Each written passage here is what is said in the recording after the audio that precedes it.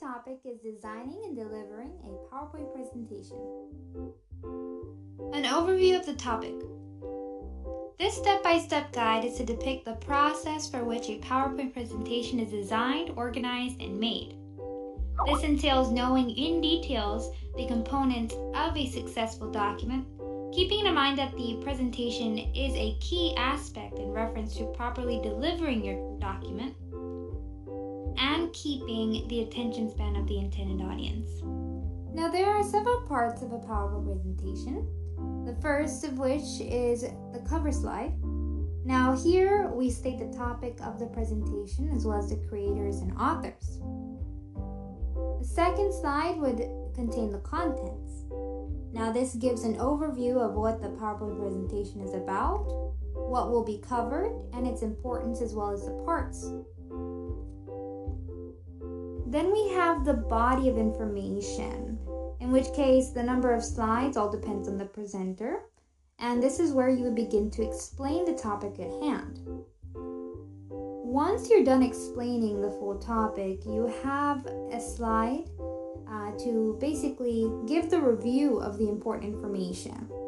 So when you're giving information to an audience, it is always best to definitely do this refresher, basically include this slide so that they can sum up everything that was learned in one slide.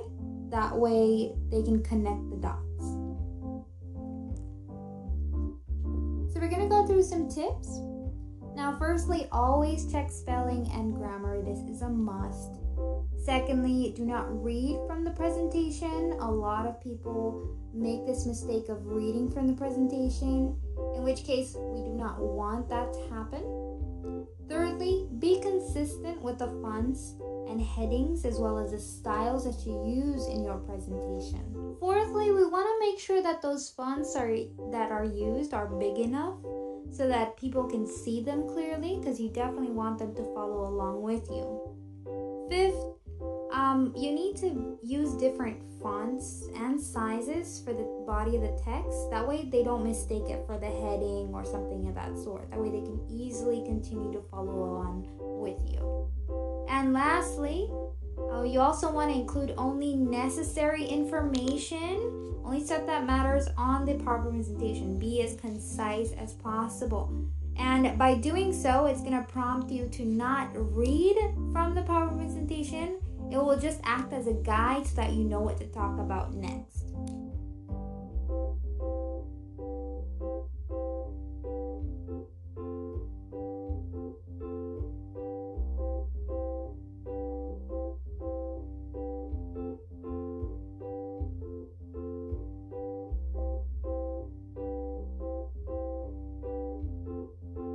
This is basically what you want to aim for whenever you're making or developing your PowerPoint presentation.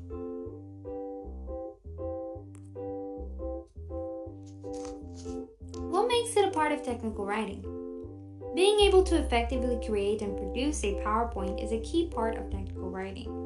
Now, technical writing is a subset of technical communication.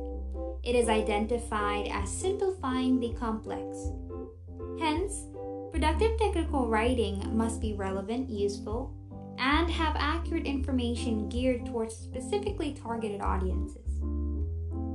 To add, if the plan of action requires expertise or skill to perform, then it is stated that technical writing is an essential factor in this matter. Needless to say, it is very important whilst creating and producing a PowerPoint that the individual is skilled in being able to perform. This meaning that they are able to create and produce an efficient PowerPoint. Also, the technical writing process can be broken down into 6 stages. 1, to determine the purpose and audience. 2, collecting information. 3, organizing and outlining the information. 4, writing the first draft.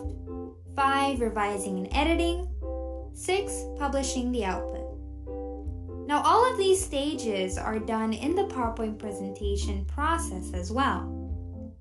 It is also the communicating about technical or specialized topics via technology, software, etc.